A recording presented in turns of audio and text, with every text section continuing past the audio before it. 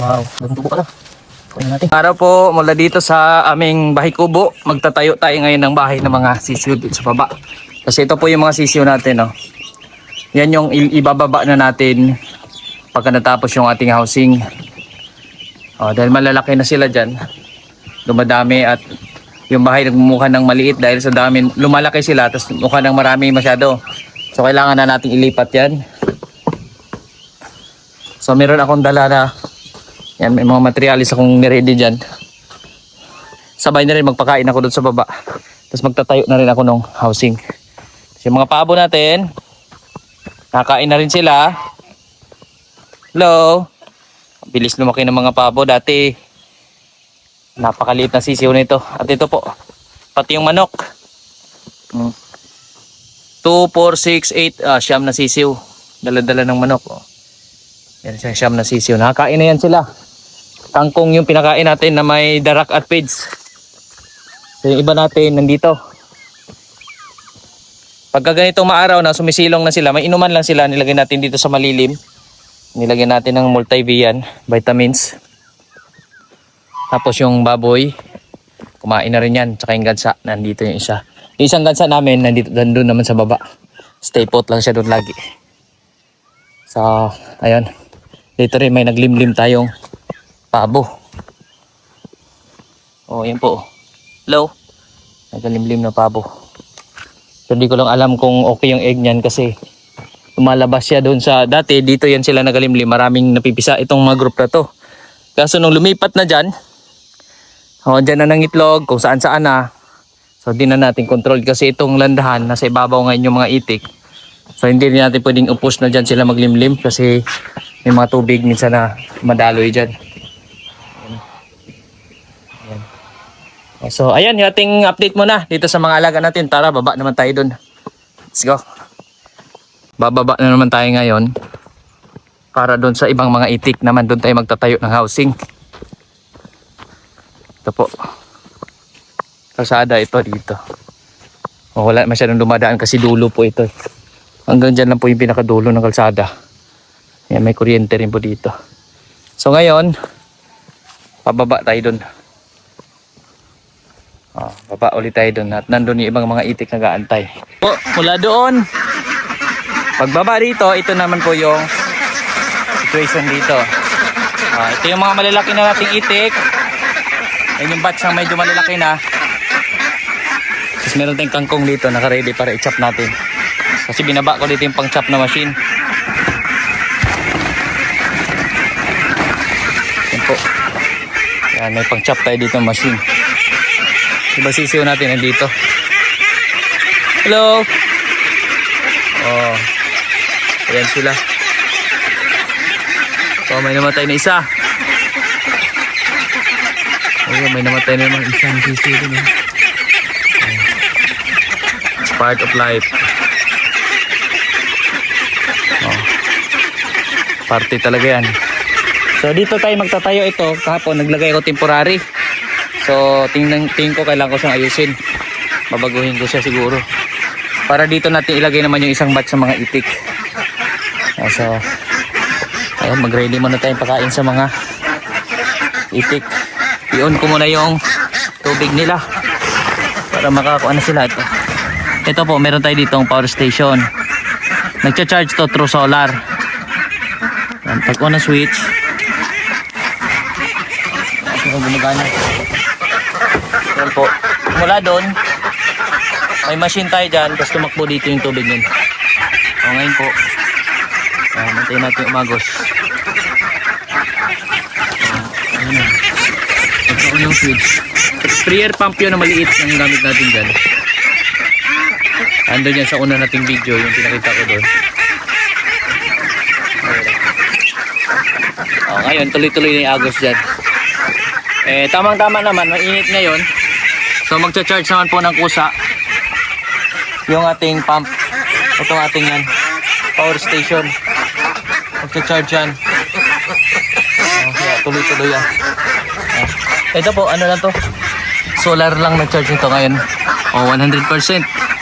100% yung battery niya. Kahit siguro maghapon natin paandarin yan, walang problema. para makainom na sila. Ang bilis na lumaki oh. Labasan yung mga pakpak nila oh. Ngayon po, mag-chop na natin yung kangkong. Ano naman ayos.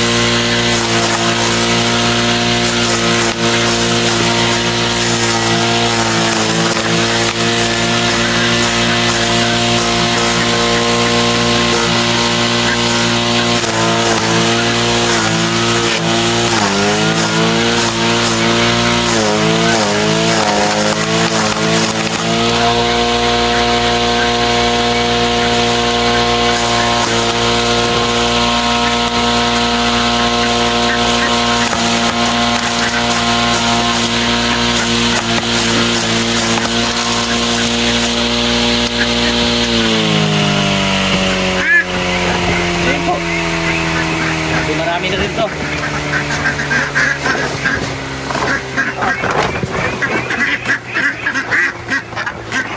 Yan lang po, mixan natin to ng darak. May pigs. Yan po yung pigs.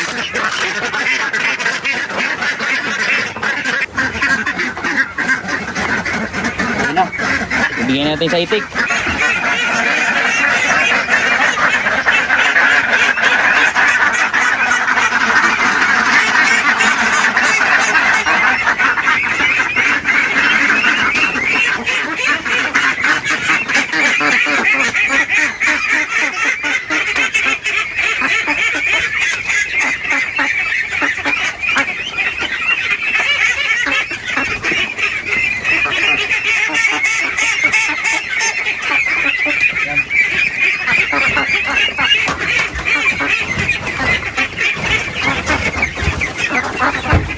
Dito naman tayo sa kabila ang pagkain. Yan po, halos isang timba itong pinapakain natin sa kanila. Sa dami nila. Hanggang sa bigyan natin.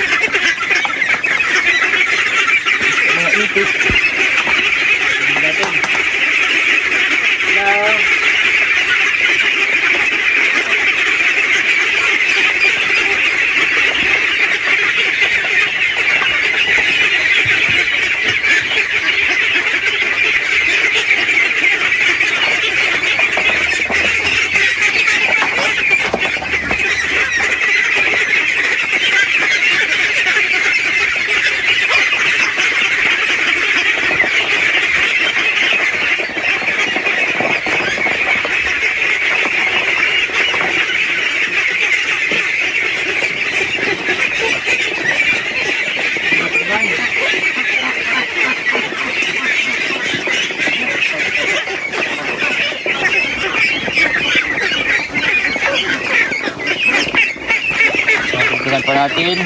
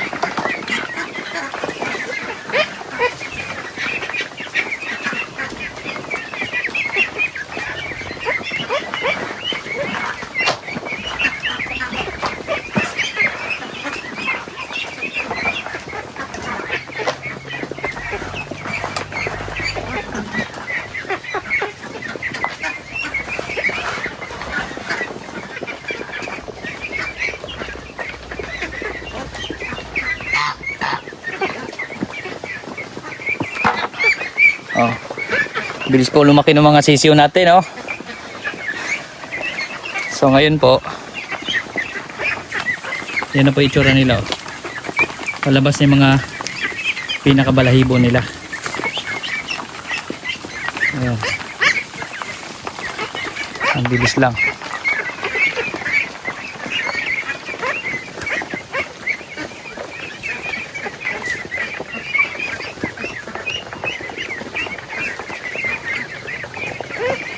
Isang patay ng sisiyo.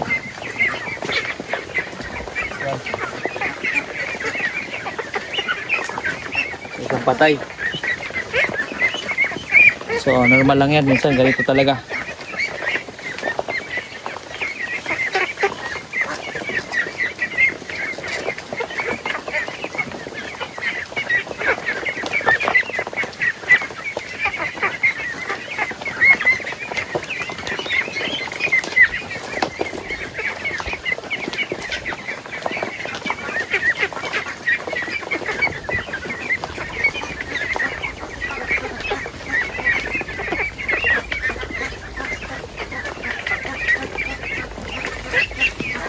Babae. Sayang, babae. Babae pa naman.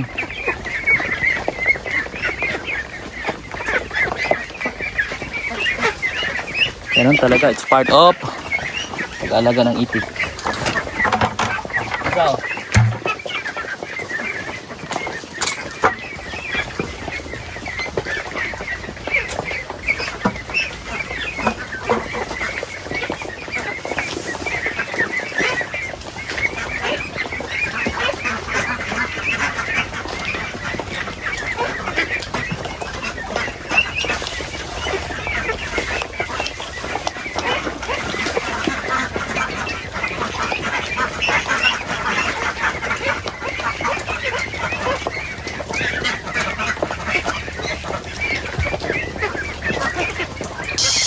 rinig niya yan. Ganyan sa may mangga. Pag ito mainit, may ganyang insect dito, maingay. Ayan. Kaya paagusin natin yan maghapon yung ano yan. Since 100% naman yung battery niya. Medyo basa na naman po yung kanilang, yan yung kanilang tambayan dyan. Yung kanilang silungan. So ngayon makuha naman po ako ng dayami. So maraming dayami ngayon kasi tag-ani. So tara. Ito rin, lalagyan ko rito ng dayami. Yung, ito, di ko alam kung babaguhin ko pa. Siguro ito na lang muna yung lagyan ko sa mga itik. Kasi may dala ko niyan kanina para buuhin ko sana. Pero so far, parang okay naman na yung parang payong na ngayon. Temporary lang naman to. Baka sa future, magtatayo din tayo ng bagong bahay ng itik. So, yung makina natin, ito yung tumutunog. Solar po yan. Papunta doon, tapos yan yung nagproduce ng tubig. Ito, tapos nang kumain. So doon ako manguha sa unahan ng dayami. Tara po.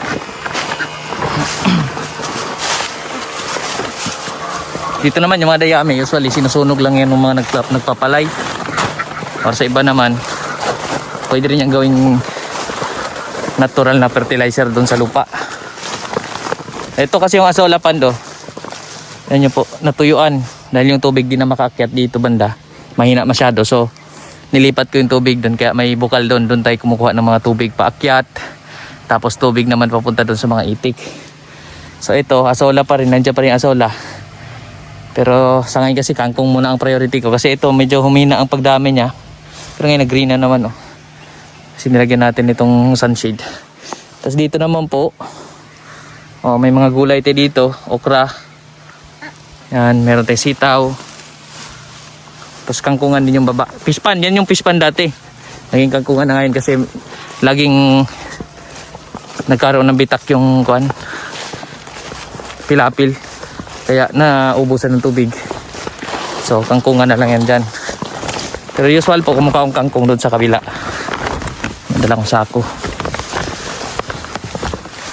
Doon sa dulo nito maraming kangkong doon. Maraming dayami. Ayan, oh. May bagong harvest ng palay. Kaya maraming dayami. Ang ganda na po ng view talaga dito. Bundok. Diyan yung manggahan, yan yung parte natin. Area hanggang dun. Sa mga kahoy na yun.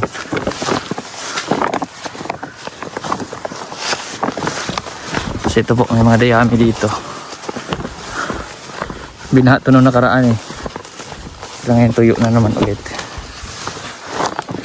So, tingin ko pwede tayo dito. Sa unahan marami po, mga dayami dyan. Oh. So dito tayo. Para hindi tayo lalayo.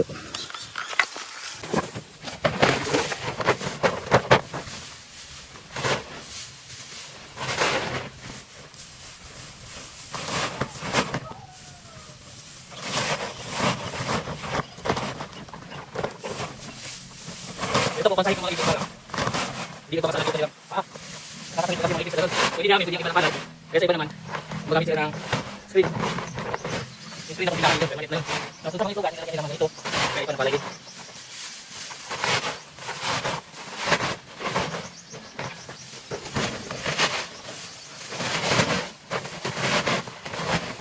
Alam mo na siya, tuyo.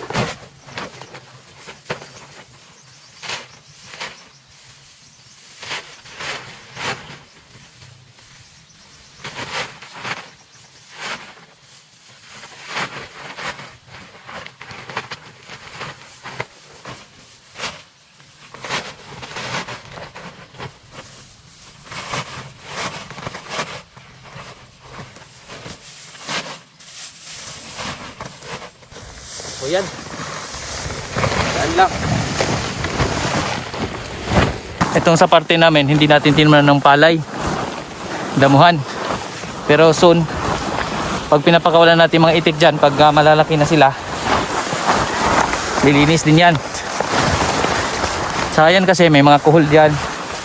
Mga damo, yung mga bunga ng damo, kinakain din ng mga itik yan.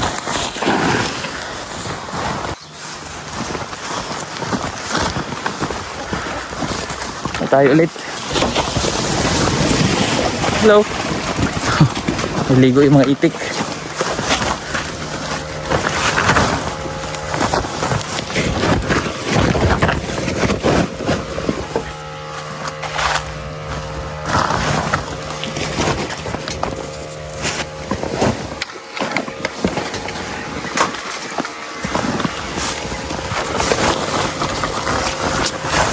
Natin ang ipa doon sa dulo.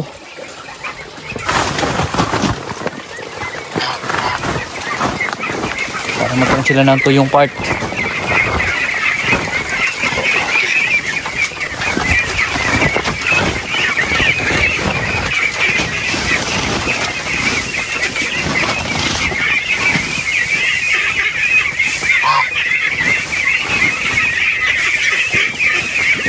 Nipis lang po nilalagay ko dito.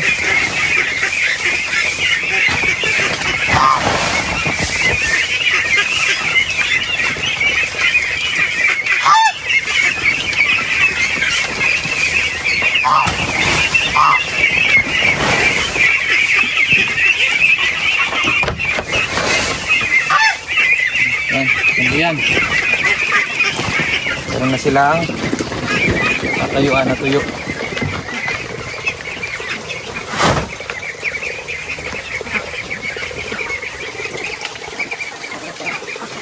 Ito sila.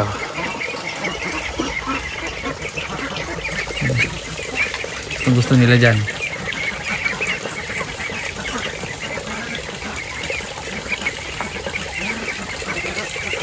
Iba na inom. Meron ako nilagay na ganito temporarily. Inisip ko sana ayusin yan, lagyan nito. Pero parang sayang din, parang okay naman ito. Temporary lang naman po ito. Silungan lang ng itik. Pero plano kasi natin magtayo tayo ng fixed na housing nila dito pag ito ay nagtuloy. Na pag okay ang lahat, walang hindi man dadali alaga, mag-fix na yung housing kasi medyo malaki ang gastos nun. Siguro dyan sa bandang ibabaw tayo maglagay ng housing nila. Para kahit bumaha, hindi abutan. So, pagsamasamahin ko kasi ito, pagsapit ng 5 months na ito, tsaka yung isa pang batch, isama-sama ko na silang lahat. Yung pangingitlog na panahon na nila. So pwede na magsama. So sa ngayon lang, hindi pa pwede kasi pag isama ko baka itong medyo maliliit, aaway ng mga malalaki. So antayin muna natin na matured na sila bago natin pagsamahin. So ayan yung plan natin dito. So ito lang, lalagyan ko lang ng mga harang yan na sako dyan.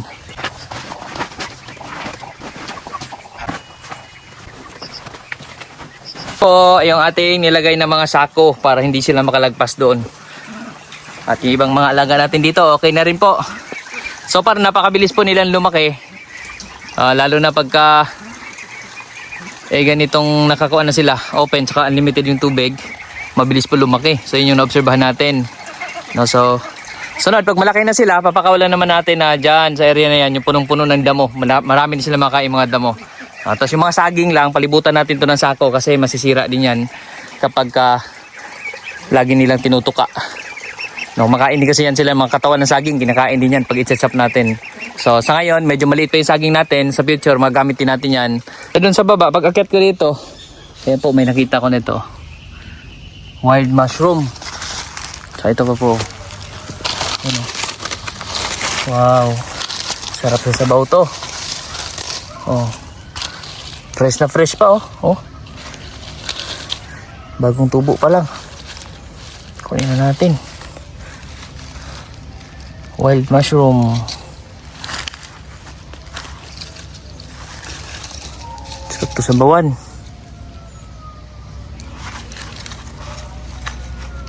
Okay. Ayan.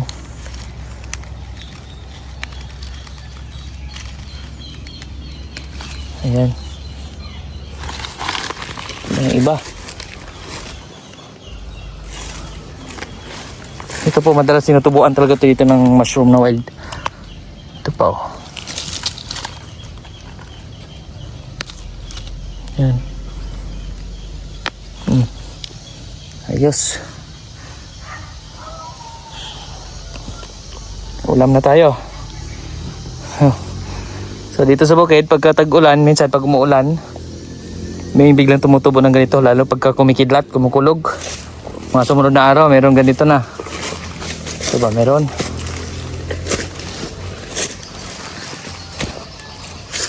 Yan, meron din dito. Ayan o. Hindi pa nakakawa no. Bagong kwanto lang. Subong. Ito nakatubo. Nice. Ito. Meron dito, marami ito. Oh. Yan. Wow, nice. So ayan po, ito, panggulay na. So ayan, muli po, maraming salamat po.